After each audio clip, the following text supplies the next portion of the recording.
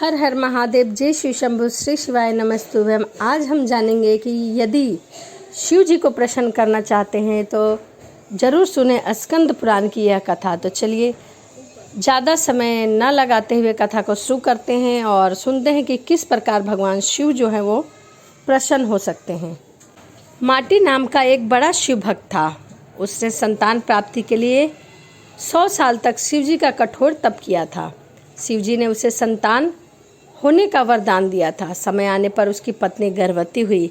पत्नी का प्रसव 4 साल तक नहीं हुआ तो माटी को बड़ी चिंता हुई। पता चला कि गर्भ का बालक कालमार्ग नामक राक्षस के डर से बाहर ही नहीं निकल रहा है।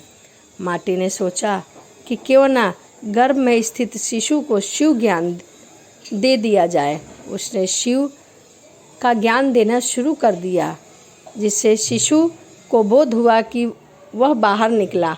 माटी ने काल मार्ग के डर के कारण अपने पुत्र का नाम रखा काल भीति।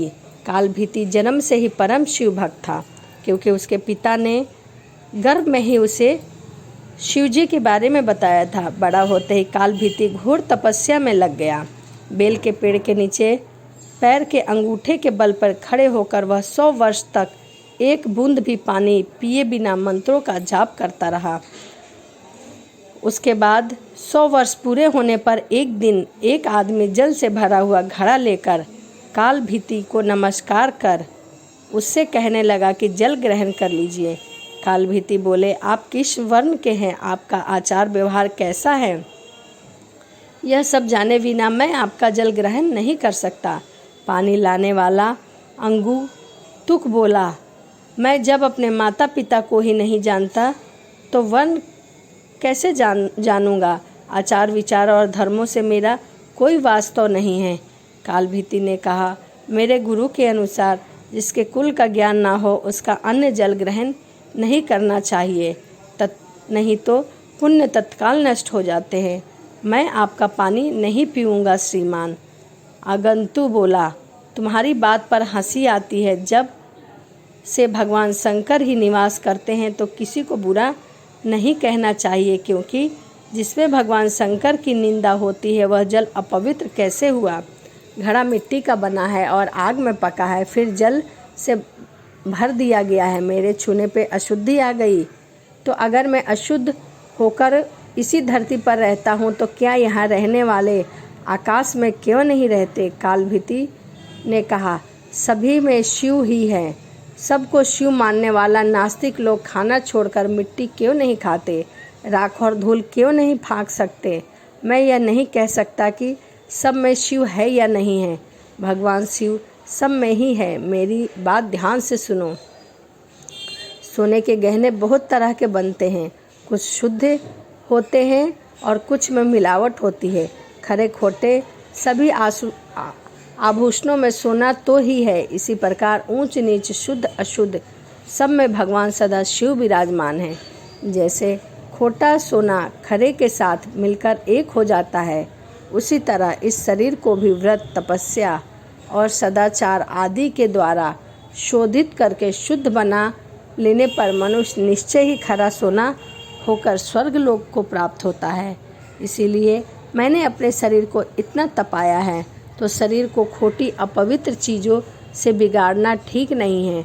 जो व्रत उपवास करके शुद्ध हो गया हो वह भी यदि इस तरह अशुद्ध होने लगे तो थोड़े ही दिनों में पतित हो जाएगा। इसीलिए आपका दिया पानी मैं नहीं पी सकता। काल भीति के ऐसा कहने पर अंगुतुक हंसने लगे और उसने दाहिने अंगूठे से जमीन कुदरते हुए एक बहुत बड़ा गड्ढा तैयार कर दिया। फिर उसी में वह सारा जल लुढ़का दिया। गड्ढा भर गया, पानी कुछ बचा रहा। फिर उसने अपने पैर से ही कुदेर कर एक तालाब बना दिया और बचे हुए जल को उस तालाब में भर दिया। यह अद्भुत दृश्य देखकर काल भीतु जरा भी नहीं चौंके। आगंतुक बोला, हे ब्रह्मदेव, आप तो मूर्ख हैं, परंतु आपकी बातें पंडितों जैसे करते हैं। लगता है आपके विद्वान की बातें नहीं सुनी है। कुआं दूसरों का घड़ा, दूसरे का रस्सी, दूसरे की बाल्टी, दूसरे का गिलास भरता है और स्वयं नहीं पीता, सब समान फल में भागी होते हैं, ऐसा ही मेरा भी जल है। तुम धर्म के ज्ञाता हो, फिर क्यों इसे नहीं पियोगे? कालभीति ने विचार किया, यदि एक कार्य में अनेक सहायता हो तो काम करने वाले को मिलने वाला फल बंटकर समान हो जाता है। बात तो ठीक है। फलभीति ने उस मनुष्य से कहा, आपका यह कहना ठीक है, कुआं और तालाब का पानी पीने में दोष नहीं है, फिर भी आपने तो अपने घड़े से ही जल इस गड्ढे में डाला है और गड्ढा भर दिया है। यह बात सामने देखकर मैं हरगिज इसे नहीं पीऊँगा। कालभीति के हठ पर वह पुरुष हंसता हुआ वहाँ से अंतराध हो गया। जब कालभीति को अचरज हुआ, सोचने लगा कि यह कैसा किस्सा है, यह क्या था। इतने में ही उस बेल के पेड़ के नीचे धरती फाड़कर एक सुंदर चमचमाता शिवलिंग प्रकट हो गया। तब कालभीति ने कहा, जो पाप के काल हैं, जिनके कंठ में काला चिन्ह सुशोभित होता है तथा जो संसार के काल स्वरूप है, उन भगवान महाकाल की मैं शरण लेता हूँ। आप हमें शरण दीजिए, आपको बारंबार नमस्कार है। कालभीति की स्तुति पर भगवान महादेव उस लिंग में प्रकट हुए और कहा, ब्राह्मण, तुमने इस महातीर्थ में रहकर मेरी जो आराधना की है उससे मैं संतुष्ट हूँ। अब काल सर्प से तुम निर्भय रहो। मैं ही मनुष्य रूप में प्रकट हुआ था। मैंने इस गड्ढे में तालाब तथा तीर्थों का जल भर दिया है। यह परम पवित्र जल तुम्हारे ही लिए लाया था। तुम मुझसे कोई मनवांछित फल मांगो। कालभीति ने कहा, प्रभु, यदि आप मुझ पर प्रसन्न हैं तो सदा यहाँ निवास करे। इस शिवलिंग पर जो भी व्यक्ति धन्यपूर्ण पूजा करेगा वह अक्षय हो जाएगा। आपने काल से मुझे मुक्ति दिलाई है, इसीलिए यह शिवलिंग महाकाल के नाम से प्रसिद्ध हो। भगवान बोले, जो कोई अक्षय तृतीया, शिवरात्रि, श्रावण मास, चतुर्थी, अष्टमी, सोमवार तथा विशेष पर्व के दिन इस सरोवर में स्नान करके इस शिवलिंग की पूजा करेगा वह शिव को प्राप्त होगा। यहाँ किया हुआ जप, तप और रुद्र जब सब अक्षय होगा। तुम नंदी के साथ मेरे दूसरे द्वारपाल बनोगे। काल पर विजय पाने से तुम महाकाल के नाम से प्रसिद्ध होगे। शीघ्र ही राजश्री कर्णधम यहाँ आएंगे। उन्हें धर्म का उपदेश करके तुम मेरे लोक में चले आओ। यह कहकर भगवान रुद्र उस शिवलिंग में ही सम्माहित हो गए। स्कंद पुराण की यह कथा श्रवण, पठन एवं मनन करने से आशुतोष महाकाल अत्यंत प्रसन्न होते हैं।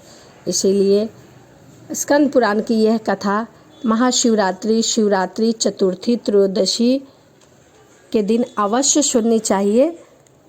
इससे मनवांछित फल की प्राप्ति होती है। तो चलिए इसी के साथ कथा को समाप्त करते हैं और मिलते हैं अगली कथा में। हर हर महादेव। जय शिव शंभु। श्री शिवाय नमस्तुभ्यम।